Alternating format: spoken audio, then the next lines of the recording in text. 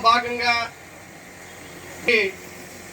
ఇళ్ల పట్టాల పండగ మరి 10 రోజుల ముందే మన గౌరవ శాసనసభ్యులు ప్రియతమ నాయకులు పర్వత శ్రీ పూర్ణచంద్ర ప్రసాద్ గారు మన చేతికి అందజేస్తున్నారు.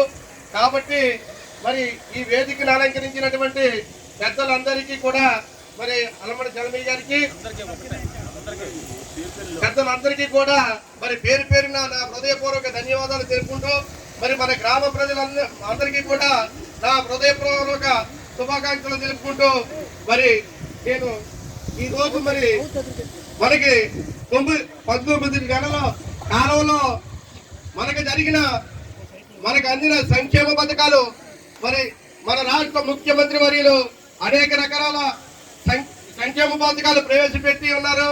కాబట్టి ఆ పథకాల్లో లబ్ధి పొందినటువంటి మన గ్రామ ప్రజలందరూ కూడా ఒక్కసారి నేను ఈ పథకాలన్నిటి గురించి కూడా వివరించి చెప్తున్నాను.